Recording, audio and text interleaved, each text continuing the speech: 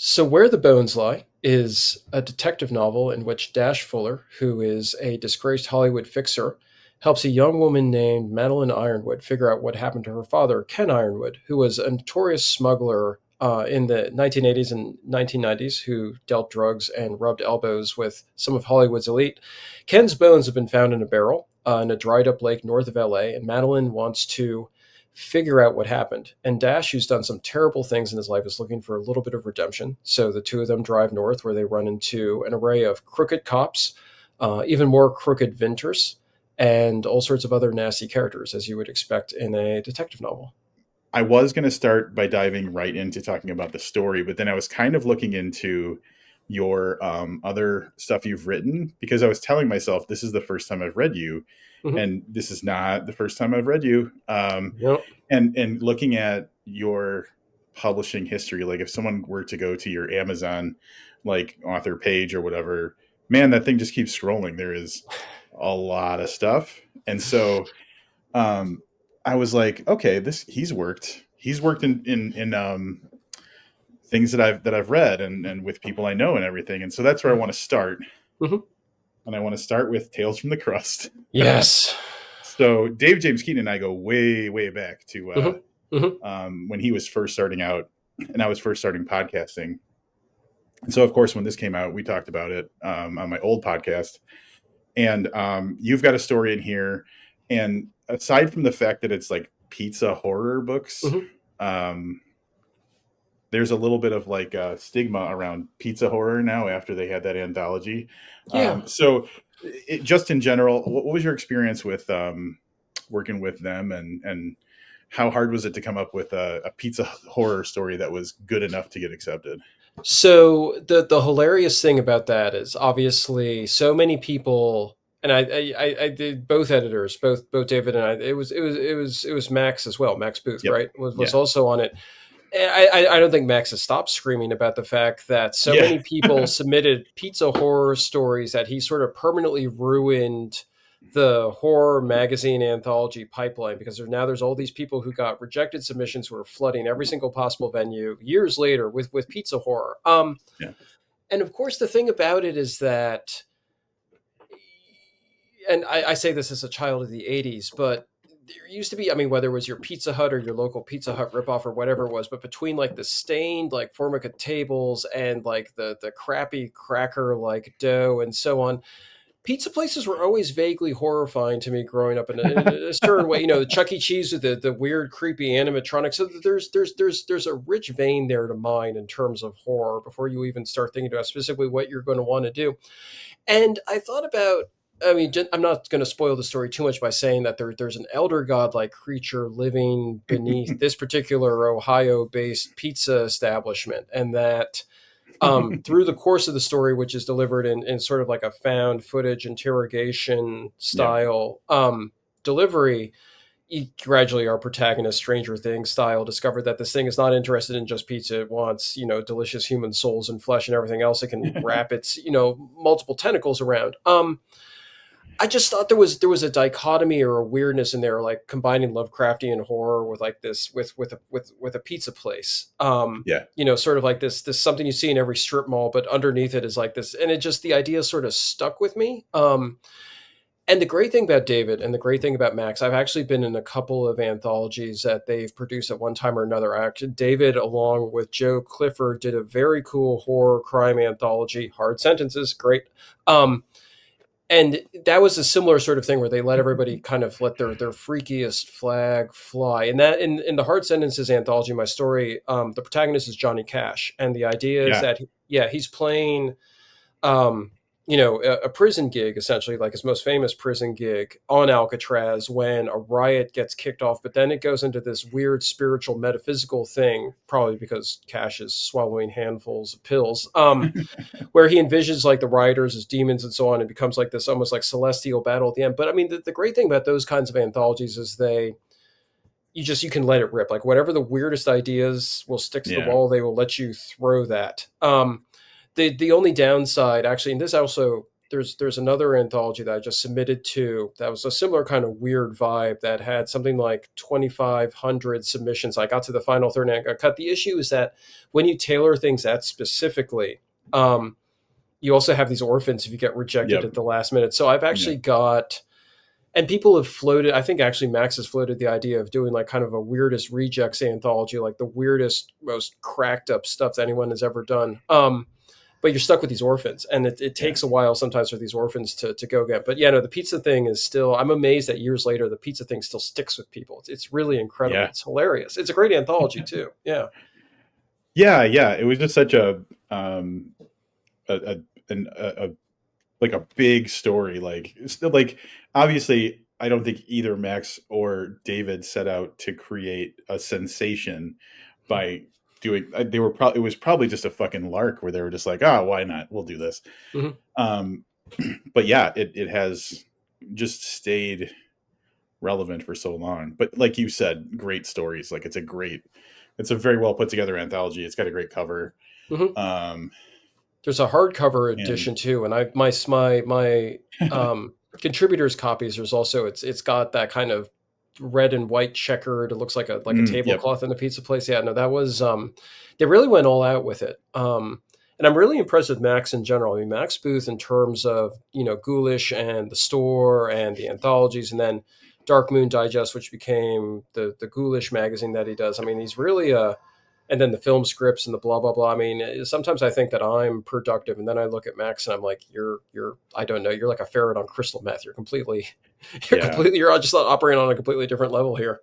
Yeah. Max is crazy productive. The Ghoulish Festival, I think, might be going on right now. It is. People are As we driving on speak. the social media. I see, there's various weirdos on the highways and byways of America, like, zeroing in on it like hornets towards, towards the nest. Weirdly, on the night where there's going to be a full lunar eclipse too, I Mhm. wonder if there's like I know that probably wasn't planned, but that's a fun coincidence too. It's perfect. I mean, and the thing about it too is that I mean, it's horror writers by and large. I mean, there are some outliers, but by and large tend to be extraordinarily nice, sweet people. So even though you think that a gathering them results in people sacrificing and like bathing in blood by the light of the moon or whatever, I mean, they're generally they just want to like drink beer and talk, which is Yeah, wonderful about it too. Yeah. yeah. Every time I've gathered with horror folk, it's just been sweet and nice and fun. Hmm. Yeah. Hmm. Yeah. So, all right, but this is an interesting topic of conversation too, because you've got kind of bona fides in different genres. So we're talking a Hmm. lot about horror, Hmm. and what we've talked about so far ostensibly is horror slash crime adjacent, maybe. But I mean, like, we're looking at, like, you've been in Thug Lit Hmm. and I know, like, Shotgun Honey anthologies Hmm. and stuff like that. So you've got some like veins of really strong crime. And then obviously the story we're going to talk about tonight Hmm. is pretty much a straight detective Hmm. story. So, like, is there one that kind of dominates more than the other, or do you feel comfortable kind of just moving between them? Do they kind of overlap much? I've been wrestling with that identity for a little bit, and I'm still not quite sure where I land. I started out as a straight up crime writer, which is why I mean my early stuff is in Thuglit, which is the magazine that gave so many people their start, like Yeah. James Quealy and Robb Hart to a certain extent, and Sean Cosby and so on. Thuglit is great, and it's too bad that Todd Robinson, who's the editor of it, Todd is a wonderful guy. He's like he's like a giant irascible teddy bear, and he Right. just doesn't want to do it. But I mean, Shotgun Honey and Thuglet and so on were my start. And then, but I mean, I've always been obsessed with horror since I was a little kid reading Stephen King. Like I think so many of us kind of started out in that Sure. direction, and Clive Barker and so on. And then, so I also tried my hand at horror stories, and that began to get traction as well. But then you get to this sort of weird thing where horror anthology, crime anthology, or I'll do a crime novella on Shotgun Honey and then do Beach Bodies or some other or some horror and then and I'm not sure where I'm kind of landing, which is interesting. Before I wrote Where the Bodies Lie, I actually was working on a horror novel called The Forsaken, which I shopped around to agents and so on and hasn't been picked up yet. So I'm still going back and forth. I mean, we could Right. very well easily be talking about the horror novel I wrote if that had been picked up instead of Yeah. this one. And agents and publishers and so on will tell you that you have to be defined as an author or working in one particular genre, and that if you stray, you're in trouble, and if you mix genres, you're in trouble. And that you need like a very specific genre audience to follow you to a very specific endpoint. And that could be true, but I feel I can kind of maybe see where they're coming from on that, but I also can't stop doing both. I mean, it's just an Yeah. impulse. So I don't know. Maybe it's to my detriment. I have no idea.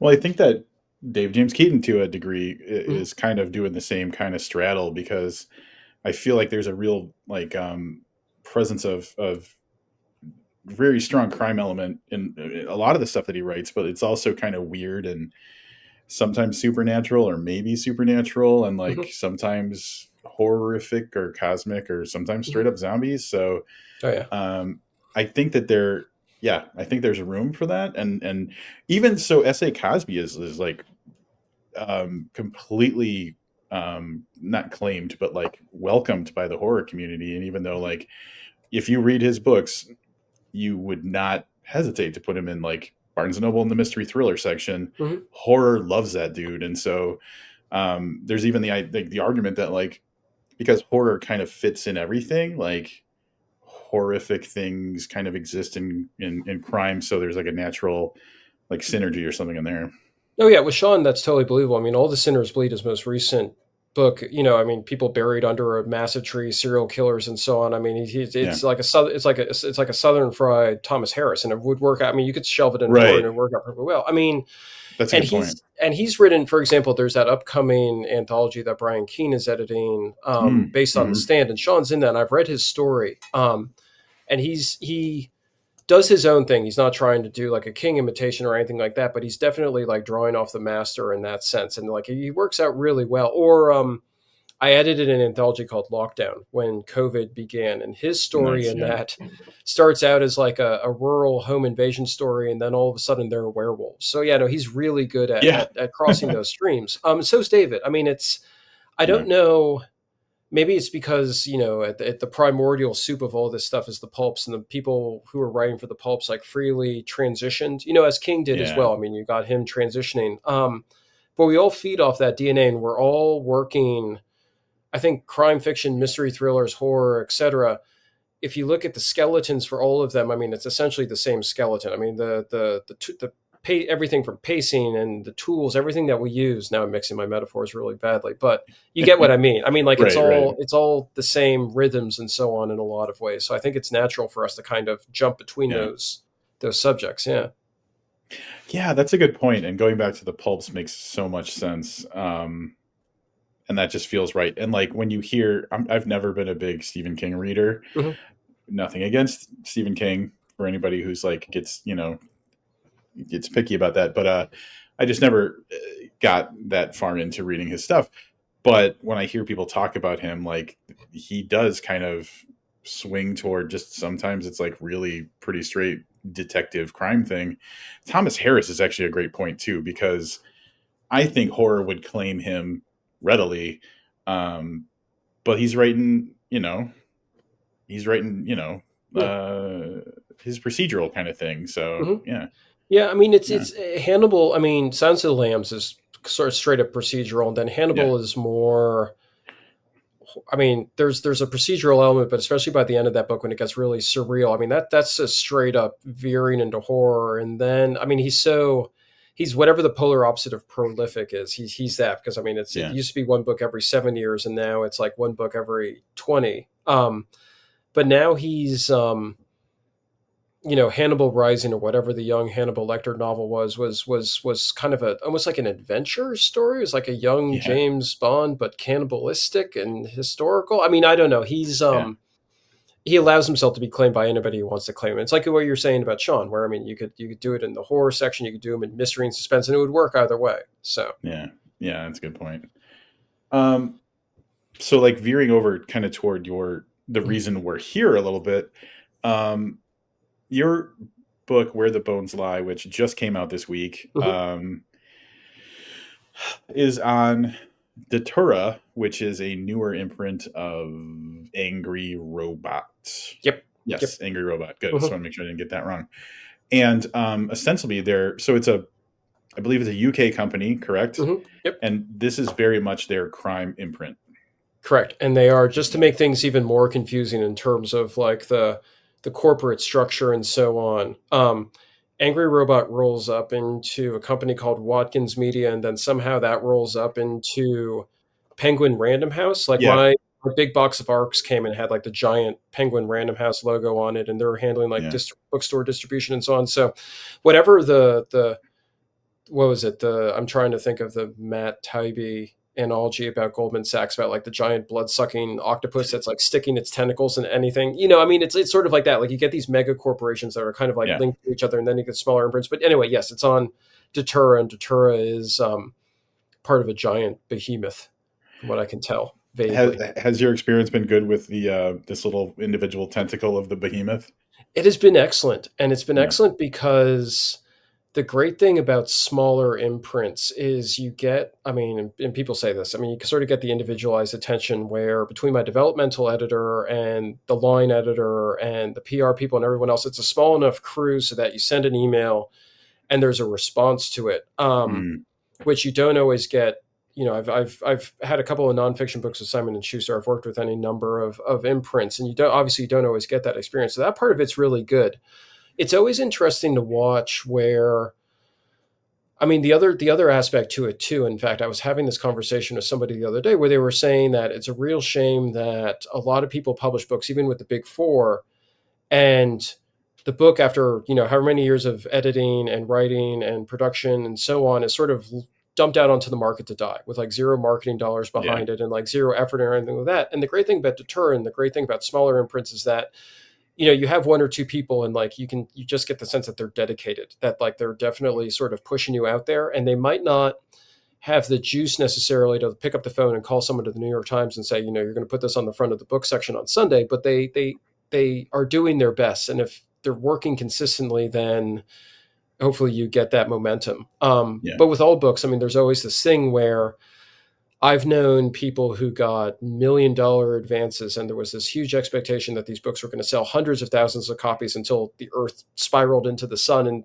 they only sold relatively few. But then you have people who had no marketing, and suddenly it's a mega bestseller. I mean, there's Yeah. a something out there, the je ne sais quoi, that you can't really nail down for some of this stuff. But no, the short answer is the tour is really good. So, Well, that's good. Like, I'm friends with Craig Clevenger from way back, and hmm, so his books coming out on Datura, I was excited about. And I think actually now David James Keaton will come up again because I'm fairly certain uh, one of his books that why is my brain yeah, you're blanking? right. You're right. It's Head cleaner that came out on right. Polis. Hmm. Polis went out of Yes. stopped publishing, and Hmm. so now that got picked up by Datura. So I think Yeah, that's coming out in they got 2026. So most of the Polis back catalog yeah, ended up with Detroit. There's some exceptions, like Rob Hart's Ash McKenna series, which is awesome, didn't end up there, and then yeah, Alex Segura's Pete Fernandez detective series, which is also really good. But I think most of the other ones, like Gemma yeah. Moore and everyone else, I think everyone else has ended up there. Yeah, Matt McBride's End of the Ocean too, which I think is a fantastic book. I need to read that. Um, Okay. it's so good. It's Hmm. like because he went to Bali, Oh like for wow. real life, and like was inspired by some like criminal case with like smuggling and stuff. So he wrote Oh a book about it. But Matt McBride is I've always liked his stuff. yeah, I should read that. But Cool. uh, glad to hear that Datura. Yeah, I'm liking the fact that like these names that I like are finding Hmm. that type of, like you're saying, smaller imprint, but that feeds up into it's got Random House distribution. It can get into like shelves in Barnes and Noble and stuff like Hmm. that. So very encouraging to see, especially with crime, which my impression is always like either you're on a big five, or you're on like the smallest Hmm. indie publisher, and there's not like that middle kind of wedge. But I might just not be as It's informed. No, I mean you're exactly right. I mean there's like your Soho crimes and like your Flatiron books and Yeah, so on, that and then that's sort of up here, and then there hasn't been all that much middle ground before you start to hit, um I guess like Crooked Lane and so on would technically kind of be the middle, where they're technically indie, but they do have like a staff, and then below that, or I don't want to say below because I've published on a lot of these companies, and they're run by, no, but they're run by right. lovely people. But when you're like a 2 or 3 person shop, Yep. you know, you publish the book, you can do an awesome cover, but you know, it's you're basically almost it's almost the equivalent of self-publishing in terms of like the marketing muscle. Like, you know, the author Right. is sort of out there doing their own work because there's just nothing there. I've heard that like there are exceptions. I've heard that Clash books that they're Yeah. really aggressive and so on. So I mean, I think some of the smaller presses really do try to punch above their weight, but for the most part, yeah, it's hard to gain traction in that environment. Yeah. Yeah.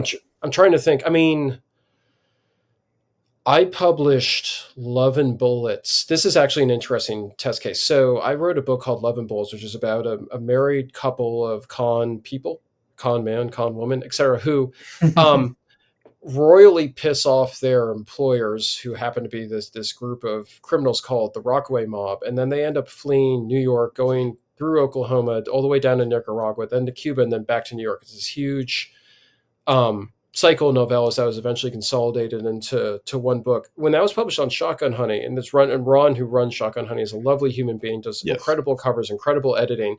Um, I think net those books, so all four novellas combined, probably sold just over like 1,000 copies, and that's over a couple of years. And that's, you know, I'm pretty aggressive on marketing, so that was me like trying to hand sell it as hard as possible. Those books were then bought by Surkamp Verlag, which is a huge German publisher. Like they're the big one of the big four, the equivalent of the big four of Germany, and translated. And that book sold more in a week in translation than it did for however many years in the US. And you can just see like, but you can Yeah. see like in terms of the marketing muscle where it's not the fault of like those indie labels because they're trying as hard as they can. It's just that the big publishers have so much infrastructure. It's like Yep. this effortless thing. And there were like in Germany, there were like TV spots and like big newspaper spots and things like that. And it's, you know, with indies, I think you're hoping for like a huge breakout. I mean, it's a hard position to be in, which is why sometimes I get the urge to like, oh, maybe I should start a small press. And then I think to myself, I'm not quite that crazy, almost that crazy, but not quite. Yeah. Anytime someone has that wild hair, I'm like, maybe just don't do that. But Yeah. Unless you're um, Max, in which case, like, you open a yeah. bookstore and it's amazing because, you Yeah. know, and he's still stressed as hell, but it's still like, it's incredible. Yeah. So, yeah. Um, where the bones lie. Hmm. I'm gonna to dive into the story. The first thing that so people who are listening or watching have heard you kind of give the basic idea of what the story is. But like when I'm thinking about the story, my instinct is to think that this grew out of the kind of like people finding barrels in Lake Mead when the water level came down, Hmm. Hmm. because that is something that is in there. But was there something that started before that and then this became a cool plot point, or was that like a ooh, what if, like what would have been the case for this? So there were two aspects to it, and yeah, the first one is that, you know, Lake Mead was basically a mob informant aqua show before parts of it dried up. You know, I mean, they were like, but it's so convenient to Vegas. You blow someone's head off in Vegas, and then you only have to drive however long, and then you can toss them in Lake Mead and be back in time to see like Sinatra at the Sands or Yeah. whatever. So I mean, it was you know, and that's the story all over the West. I mean, you know, people getting tossed in the reservoirs and lakes. Now these lakes are drying up, and you know, all these cold cases are being arrived. So when I originally read that, you know, I thought, okay, perfect gem for a crime story. Yep. So that was one thread. And then the other thread was many years ago, I was an entertainment reporter. And what that meant was for a couple of, this was back when um, there were still like glossy magazines with celebrities on the cover, Yeah. you know, every month and so on, which with every passing year feels like a really bygone era. But so my job was, even though I'm based in New York, I used to have to spend weeks and weeks of time in Vegas and LA and other places, like interviewing celebrities, trying to digest whatever they told me into an entertaining 3,000 words that could be slapped on the cover of, you know, whatever glossy luxury mag. And over the years of doing that, so I did that for about 4 years or so, but you begin to accumulate a lot of stories because you run into a lot of PR people and a lot of Yeah. fixers and a lot of like kind of those shady barnacles that tend to cling to the massive hulls of like celebrity, you know, in those places. And I'd always wanted to write a detective novel, and I couldn't really find any sort of. I tried a couple of different ways over the years, and I couldn't figure out with something to write that what didn't come off to me as a pastiche, where it was Right. either a cop pastiche or Sherlock Holmes pastiche or whatever. And I was starting to get really frustrated. And then I thought to myself, okay, you've got the body in the lake idea, the body in the drying lake idea, and then which yields sort of thoughts of, old ghosts, old history, digging into the past, missing persons cases, like all this good stuff. And then I Yep. was like, okay, I've also got this background of not the totally shadier side of LA, but kind of like this almost this underbelly in a certain way. And I thought that kind of mashing those two together could yield some stuff. And that's sort of the origin of the book. So Dash Fuller, who's the disgraced Hollywood fixer who's at the center of the book, um, isn't necessarily based on any one person, but I've known a number of fixers and PR people like him. And some of the stories that he tells people throughout the book about how he sort of operated his business, which is cleaning up the dirtiest messes that the studios could leave him. Some of those are real stories, or they're lightly fictionalized enough not to get me in trouble with like some attorney. And then Right. Madeline Ironwood, who's the young woman who's helping figure out what happened to her father, Ken Ironwood, who was a notorious smuggler in the 80s and 90s, is also kind of an aggregation of other people, but she's not quite as based on reality as he is. So yeah, no, I mean, it wasn't one thing, although you're exactly right. It was just like a couple of strands that kind of ended up Yeah. smashing together. Yeah. Yeah, and I love the whole fixer angle. And in my mind, I was like, because he's never, I don't think specifically referred to as a fixer, but in my mind, I'm Mm-hmm. like, the word fixer makes sense, and so I'm glad that you actually said that because Yeah. like Yeah. that's essentially what he was in the story and was trying to avoid becoming again, I guess. Mm-hmm. Mm-hmm. Um, the way that the story goes, like he was doing this thing Mm-hmm. and completely kind of like lost his taste for it, and you can tell that things happen where he's not happy with the person that he was at the time, and is struggling with that. Um, but because of that, there is such a cynical kind of distaste for Los Angeles and really kind of like Hollywood, the film industry kind of Mm-hmm. thing. And so now I'm hearing more about your background in real life. I'm wondering, was that real super easy to write? Like this whole like, man, these guys are way shittier than you might believe that they are. It's, I mean, and that's sort of, I mean, it's a little bit of a cliche because it's true in a certain way. Just because Hollywood had a very successful several decades of selling, and I mean, I think that's pretty much all been burned to the foundations at this point after Me Too and everything else. But for a long time there, like for I guess most of the 20th century, Hollywood managed to keep sort of this veneer Yeah. of the shiny veneer, thanks in large part to the fixers and studio PR people and everybody else who managed to keep sort of the worst of it, at least buried in the tabloids, if not buried altogether. I think, I mean, it's not so. And in addition to being an entertainment writer, I've done like luxury writing. So, I mean, I've also seen sort of a similar situation spool out in other kind of related Mm, industries to it. And I don't think it's driven so much by people being bad or evil or anything like that, so much as fear. I mean, there's people who fear losing their jobs, they fear losing their contracts, they fear losing access, they fear losing whatever it is they'll lose if they don't do their jobs. And so the biggest freakouts I've ever seen kind of related to all of that have been people who the situation was bending in a way where they were the ones who were going to get crushed, and it wouldn't no one would ever know their names or what they did or whatever, and they just knew that they would sort of be obliterated without a sound if something kind of didn't go their way. So I think fear makes people do pretty much anything. If you put mm, people's back against the wall, like they're willing to engage in any sort of behavior in order to get off that wall. yeah. And I think that sort of happens again and again. The people who I've met who have had an enormous degree of money and power tend to, I mean, I'm not saying that they're necessarily good people, but they tend to be a lot more relaxed, and they tend to not engage in bad behavior unless they absolutely have to. And when they do engage in bad behavior, it tends to be delivered with a bit of a velvet glove around the fist. Um, it's lawyers Right. and things like that. It becomes like it's a completely different animal that sort of emerges. But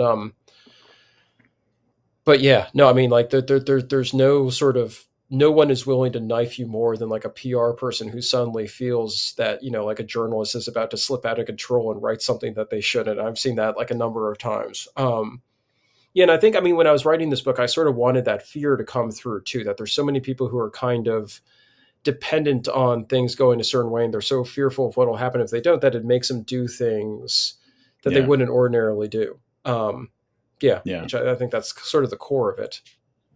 Well, and that makes me think of, my mind goes in two directions because I think of like things that now feel like maybe they slipped through, like famously Courtney Love saying like, if you ever get a meeting with Harvey Weinstein, don't go by yourself or something. Yeah. But then I also think about the movie Starry Eyes, Hmm. which is all about what will you do to get the fame. And there's this kind of like seedy kind of like, that kind of ties into like the fear idea too, but it's like the fear I'll never make it, Hmm. or like knowing, hey, if I don't do XYZ, I'm never going to become the person that I think I'm destined to be or something. So yeah, And there's then that. once you achieve a certain pinnacle, there's also the fear of losing it. I mean, Yeah. the at one point I was interviewing a massive, who was somebody who was at the time a massive A-list celebrity, and he started freaking out a little bit. Actually, he was somebody I interviewed a few times, but he started freaking out a little bit because I wasn't asking him about the watch, and I wasn't sure what he meant when he kept saying the watch over and over again. And it turned out that he had to deal with like one of the luxury watch companies, and that he needed to like try to uh, get the quotes about the watch. And I'm thinking to myself, okay, this is somebody who makes $20 million a movie. He's got his own jet. He's got like houses like sprinkled all over the country like confetti. Um, but he's like beholden to this in this way. Like this is obviously something. And I think it's no matter where you are. I mean, once you have it, there's also the fear of it being taken away, which is yeah. just as terrifying. I think in a lot of ways, especially if you don't come from relatively nothing. It's the other thing to it too. Right. Right. And then, so, I mean, so that'll propel people, like you said, to do really things Mhm. that they shouldn't. But there's also then the victims, the people who are um, either directly or indirectly affected by these shady, shitty things. And so I guess I won't mention the specific person in the story, but there was a really cool thing where Dash at one point, trying to assuage his guilt, or um, I guess make amends Mhm. for some things that he was involved in, tries to approach someone and give them closure on something, and it goes very poorly. Um, but then like that is a great way of showing like these things when people just kind of brush stuff under the rug, like an OD or whatever, like there's casualties to that. And so it Mhm. was nice that like there was that part of the story too. Yeah, no, and Dash's a big part of Dash's guilt is manifested throughout the book by this dark figure, almost this Michael Myers style figure in a skull mask who's like stalking him from the shadows. And there's for a while in the book I play, and I'm not going to spoil too much, but I mean I play with the idea about whether this is sort of like a almost a manifestation of his guilt, or if this is like a real figure that he Yep. keeps kind of seeing, because he also tends to be drunk when he tends to see this figure kind of like lurking in the Mm-hmm. periphery of his vision. And that's also an artifact of, in terms of what we were talking about earlier with the interplay between crime and horror. There was a very early version of this book when I was outlining it that veered much more towards horror, and that particular figure would have had a much more metaphysical element to it. And that, fortunately, I mean, for the book, I think it was better to kind of abandon that and stick to straight crime. But that character was spiritual, and I think that part of it still kind of lingers in a certain way to it. But you're right in terms of the guilt as well. I mean, the other horrible thing too, it's not even necessarily the people who are sort of broken, and need apologizing to or whatever, but there are also people who kind of survive, but they're hardened for it. I mean, I know one Yeah. actress who's been in a number of horror movies, who's like, I mean, once you've seen enough sort of crap from people, you're also kind of, and there's a certain tragedy in that too. I mean, like there's a certain courage and something to admire in the fact that somebody keeps plowing forward, but there's also sort of something terrifying that you have to sort of armor yourself up in that way to keep making Yeah. it through after seeing so much stuff. So I mean, there's all sorts of flavors of it, unfortunately, but it's kind of the nature of the world we live in too, Yeah. better or Yeah. worse. Yeah. Well, the Mr. Skull character that you had mentioned before, I think the ambiguity about that character worked so well because you really introduce this character kind of heavily in the beginning, but then the idea that that character could exist and not knowing why it's interested in Dash Mm-hmm. propelled him forward, but also then made us think like, what the hell deeper is going on here? So yeah, I really like the fact that like that's one of those. Sometimes there's something that's more powerful when you don't see it than when you do. So like when we weren't seeing Mr. Skull, but he was still worried about Mr. Skull, it was like that's almost worse than like if you had that character there. Yeah, I wanted, especially I'm not to spoil the ending, but I wanted that to kind of linger through. That I wanted him, and in the early drafts, one of the feedback for the early drafts I got was that Mister Skull's kind of drifting through the first quarter, and then kind of like disappears too completely, and then so that was a very conscious effort to kind of weave him through, even Yeah. though you're not quite sure, at least initially, like what the point of this figure is. It reminds me a little bit that there's, in terms of writing advice, Tarantino said this thing once in terms of his original draft of True Romance, which, um, in contrast to the film version, is very fragmented in terms of jumping back and forth in time. And he said something to the effect of, you can generate, and I think maybe Hitchcock also had a similar quote to this, but you can generate suspense by either having the audience completely confused, you present them with things, and then your brain is scrambling to catch up, and so it kind of creates that. Or you can have the audience know everything, but then have the characters confused, and that also Right. generates because you're like almost yelling at the screen or the page for the characters to like realize what's going on and stop it before it's too late. And True Romance's original structure played with that. It's sort of like the Hitchcock equivalent is a thing where you realize the bomb is under the picnic table, but the characters don't. Yep. But I mean that sort of framework or that idea where you introduce elements and your character doesn't have any idea why they're there, the audience doesn't have any idea, but it kind of propels you forward, I think is a really strong one. Yeah. Nobody really wants to know everything from the outside, even if they say that they do. Yeah. Yeah. Because we want because well, so that manufactures tension. Like Mm-hmm. if we don't know, like you said, so it's either we both don't know or they don't know. Mm-hmm. But either way, what you're doing is you're building tension, and you're you're giving someone reason to turn the page and everything. Mm-hmm. And the way that it happened with the Mister Skull thing was nicely effective. Thank you. But I guess like I do also want to approach kind of the tone of the book because um, it's got plenty of humor to it as Mm-hmm. well. Even to the point where Dash is trying to make inroads to becoming a comedian, however like serious that is or not. But Mm-hmm. like it's got a lightness to it, I guess is the way that I would say it. Where um, I'm trying to think of I can't really think of like specific ways I would compare it, but like it's fun and like kind of bright in a way as well, if that Thank makes you. sense. Yeah, I'm a big believer in comedy. Like you can't. I think there are too many crime fiction writers who try to kind of hit the same mordant note over and over again. And the problem with that is that it's like listening to somebody tinkle the same key on a piano over and over. You just you need to vary it up, and you need to provide something that's just a little bit of balance. And humor is the great balancer in Yeah. terms of that. The thing is, it's funny because so Dash, for various reasons that become clear later in the book, when the book opens, is trying his luck as a stand-up comedian, and the joke off the bat is that there's so many people in LA and New York and so on who are trying that kind of sideline and not succeeding.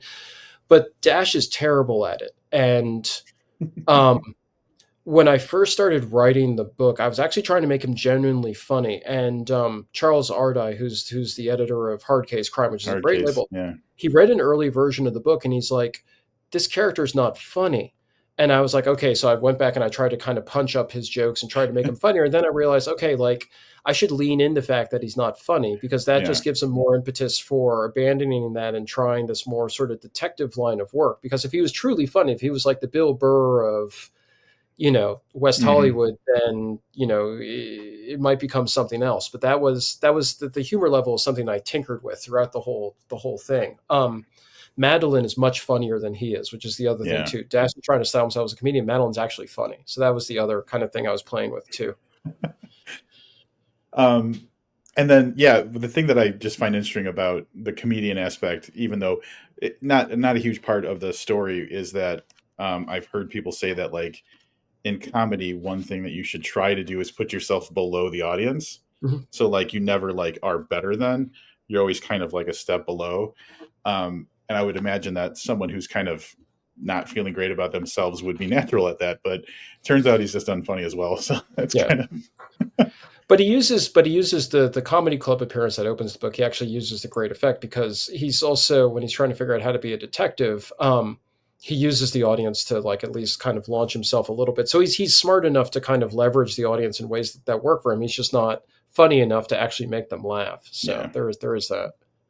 That was a great and it's early in the book, so I don't think it spoils anything, where he just uses his like time on the stage to say, I need information about this and you know how to find me, kind of.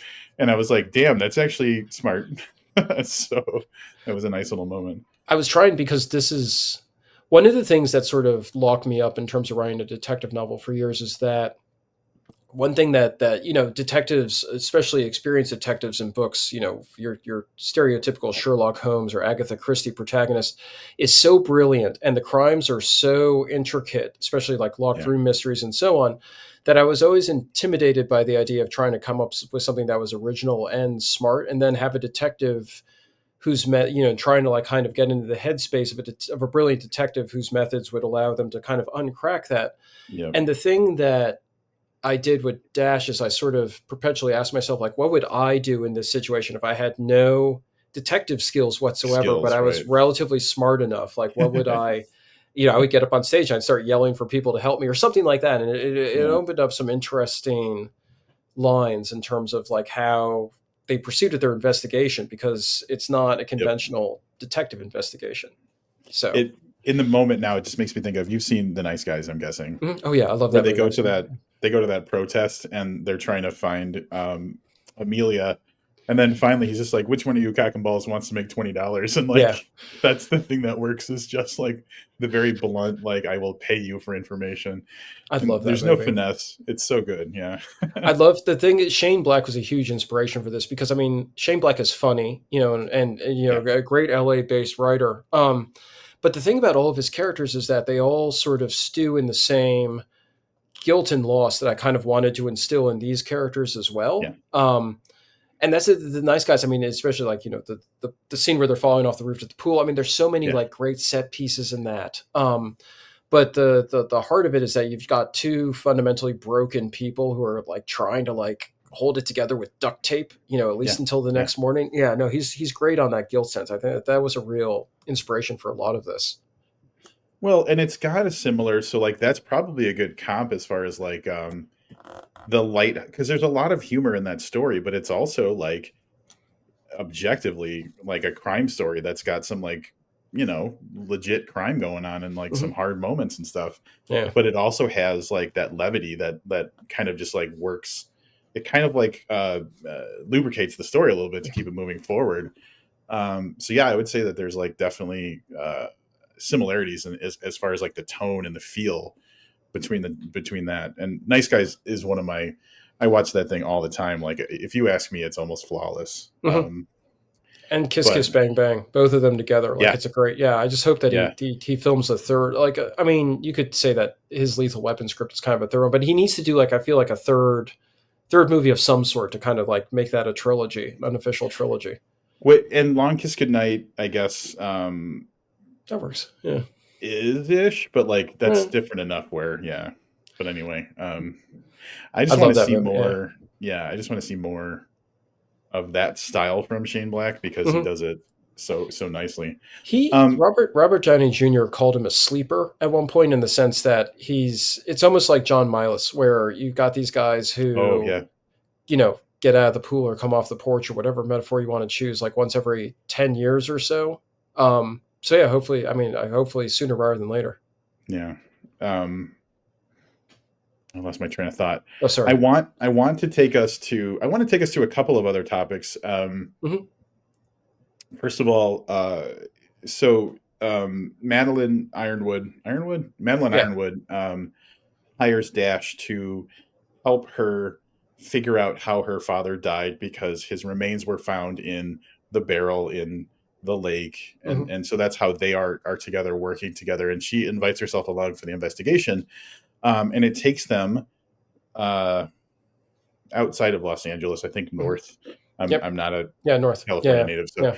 um, but so it takes them into like kind of this wine country area, which I want to talk about the wine guy, but I also want to acknowledge that one of the major things in the story is, and this I'm going to, in my mind, parallel back to Nice Guys a little bit accidentally just now, is Hmm. like California fires. Hmm. And like those, so the fires, not only are they present as a part of the story, but also like, you know, an imminent threat at points.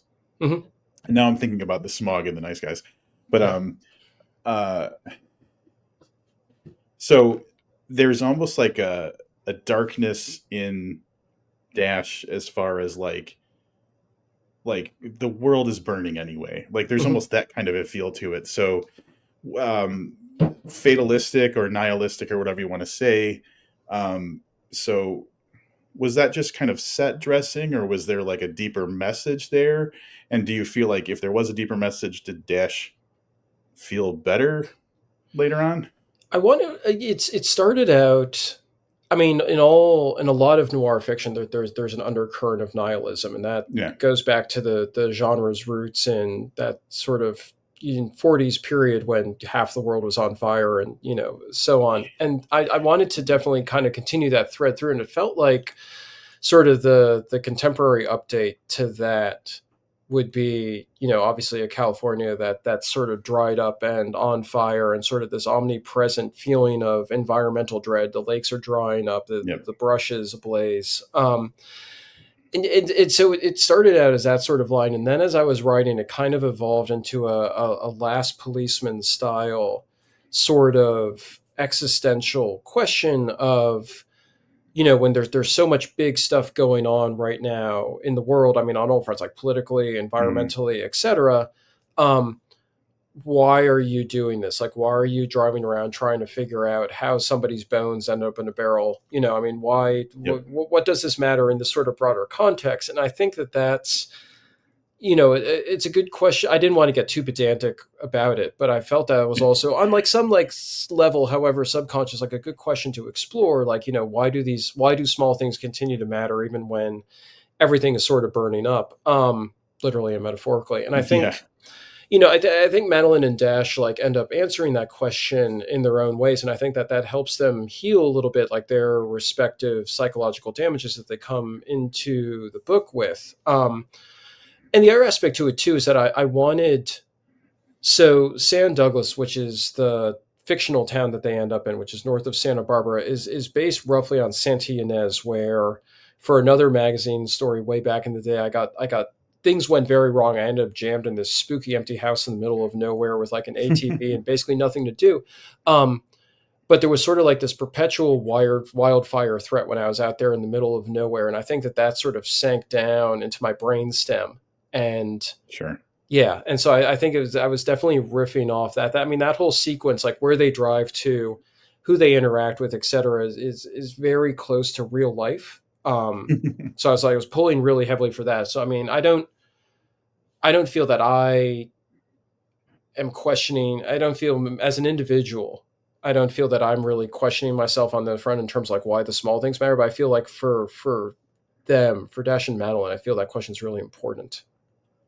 Yeah. It as a reader makes me think, yeah, what there's if they're at this point where they're like, we got to continue doing this, we got to do the thing. What's driving them to do the right thing, even when on a if you zoom out enough, like it doesn't really matter. Like on a global scale or an existential kind of way, what is what is it about them who they feel like themselves are flawed, or that they're not good people or whatever, that still compels them to do the right Mhm. thing?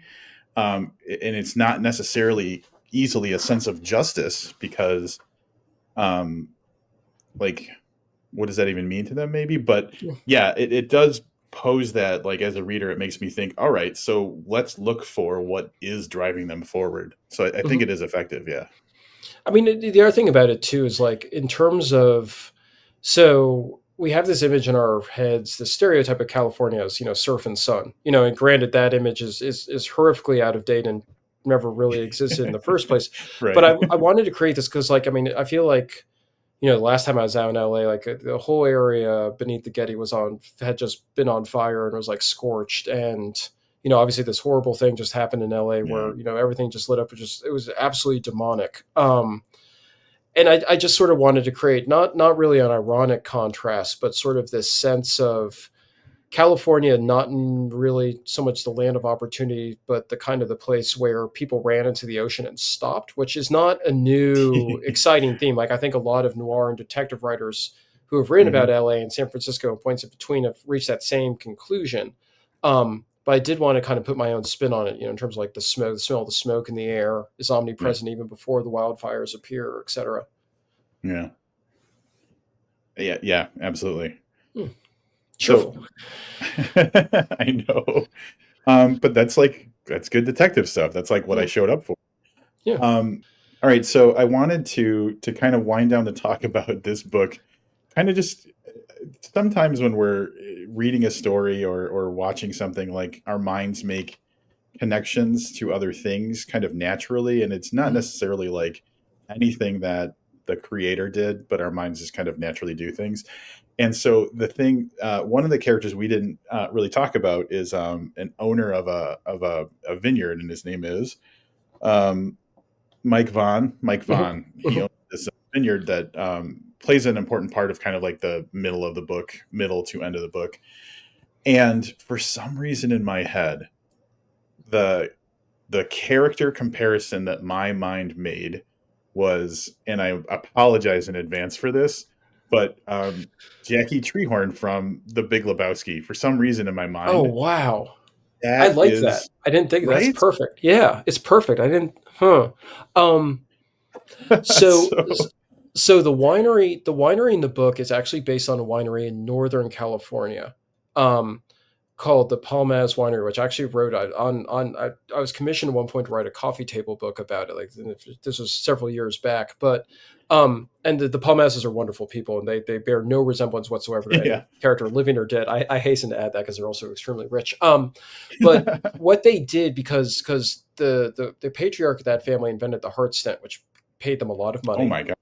and then they used it to buy a lot of explosive, and they used it to blow out an entire mountain and create this amazing gravity flow winery within the mountain. And so in the book, the fictional Vaughn winery, I just took that one idea where you have like a, because I thought it also, and it is, I've been inside that, the real life version of it, Yeah. and it is spooky to like walk into a mountain. You're descending through these caverns that have been blasted out of artificial rock. But Vaughn himself, I wanted like kind of not quite like Christopher Walken as the international on Saturday Yeah. Night Live, but like somebody who um, is kind of a, like underneath it, you get the sense that he's like a crass dude and he's trying to like kind of present this image and it doesn't quite gel. Like, Hmm. fundamentally he would be probably selling used cars in a different context or, but yeah, no, your analogy is absolutely perfect. And now I can't get it out of my head. No, it's ideal. Like the dress, like the look, like, no, that's amazing because Right. that's Yeah. exactly kind of in my head. I didn't have a specific actor, but that's the look. There's exactly the Yeah. look. So that's perfect. Wow, But cool. and the funny turn with that character is when Jeff Daniels is trying to see what he wrote on the notepad, and it's just drawing a big drawing of a guy Yeah, with a giant penis. So it's like, yeah, okay, it's we can't amazing. take this guy seriously. But yeah, like for some reason that just automatically, like Hmm. your mind just kind of like puts placeholders, and that was my immediate placeholder. I'd But love that. I'd love to that. your Yeah. point, that winery description and the experience of going into it in the book was so fascinating. So I'm glad that came from like a real life Hmm. experience because Hmm. yeah, that was really interesting, and it was something I'd never considered. And I'm glad that you didn't just make that up; that's actually like Hmm. real life. So that's pretty cool. Yeah, the Palmas wine is really good. The other thing too about Vaughn, I wanted him to be like Yellowtail. I wanted him to produce Plonk, and I felt that would be a Yeah. reflection on his character. The Palmas wine is really, really good. but the yeah, no, they blew out this enormous mountain, and I for a while the U.S. military was actually using it to train because I mean it's an artificial system of caves, and you think about Afghanistan and things like that. So I mean it's a really intricate system, but and I made some changes for the plot in terms of, like the elevator and so on, but it was mostly yeah. And I feel like I mean like we were talking about before in terms of the drive up to San Douglas and everything Yeah. else, and then like the Dash and other characters. I mean a lot of this is just this is probably the first book I've written where I just yanked out so much of my personal experience wholesale and then fictionalized it and put it in, Hmm. which didn't make the writing any easier. But I feel that it was the only way it was going to get done in a certain way. I mean, you can't really bullshit on certain things like this. So yeah, Yeah. I love that comparison. I'm never going to forget that. Wow, it's so good. Well, I'm glad it landed because I was worried that it would be somehow No, insulting, and no, so no, that's no. I love why. it. I absolutely love it. It's great. And then finally, I guess the thing that I want to kind of go out on is now understanding where a lot of this experience was drawn from and stuff like that. Mhm. And I have to imagine a lot of it has to do with like how successful Where the Bones Lie ends up being, like how it moves. But like I would love to see you kind of revisit this idea, like either Dash specifically or this kind of world. So Mhm. has this inspired you to kind of dig into similar things or continue stories? Yeah, so if this book succeeds, I have the next one already partially outlined, and it again sort of draws out my journalist experience. After the big glossy magazines of like Yeah. the aughts and so on imploded, I then became a tech journalist. So I covered Silicon Valley Mm, for a really long time, for another publication like the Washington Post, eWeek, and so on. Um, so the idea for the next one sort of examine it kicks around Silicon Valley and San Jose in the same way that this one kicks around Hollywood and it would draw them north. Um, yeah. and obviously that environment is also weirdo, and Holy there's shit. Yeah. it's also got its underbelly, as we know Yeah. really well, and that would draw off a lot of things too that I've seen. So I mean that would be the next one, but I mean fingers crossed that we gotta move this one first. So So everybody needs to buy multiple copies, make this a super success because I worked for Apple for 10 years and oh wow. I would love to see something set in like a Silicon Valley type situation. That would be fantastic. Did you ever go in the spaceship, the new headquarters? No, so by the time I was leaving the company, it had not been opened yet. Okay. I worked one summer. I worked in the headquarters, but it was still Hmm. Infinite Loop, the old. Hmm. Hmm. Hmm. It wasn't built completed enough for me to actually get inside Okay. the new building. I've never been in the spaceship, but when I was, well, it's one of my associate editors who had deep connections at Apple. Went there a couple of times, and like we would always like regroup for dinner in San Jose or whatever after the fact, and he would always sort of be like, "This is the most manicured space I've ever been." And I'd be like, "What does that mean?" Yeah, He'd yeah, be like, "You have no idea." He's like, "They're using little scissors to trim the grass," like not literally, but it's that kind of feel to it. So I'm always just curious. So yeah. I actually worked for the business conduct mhm, department, which was mhm. part of legal. So I reported up to the chief compliance officer. Got So it. Yeah. he ran global security. So I heard some pretty wild things about like how they manage security and Mhm. stuff like that. Yeah, it It's was pretty spooky. interesting. From what I've heard, Yeah, it gets really spooky. Yeah. Yeah. yeah, Cool. Well, hopefully next time, yeah, hopefully next time we chat, that'll be able to talk about that a little more. yeah. I would love for that to happen. Well, um, I'm so grateful that we got to get together and talk. We've, like you said, we've kind of been dancing in the same area for a long time. So it's nice that we finally got together and talking and this awesome story bringing us together. So thank you so much for writing such a great novel and joining me to talk about him. Yeah. Thank you for having me on. This was lovely. I had a great time.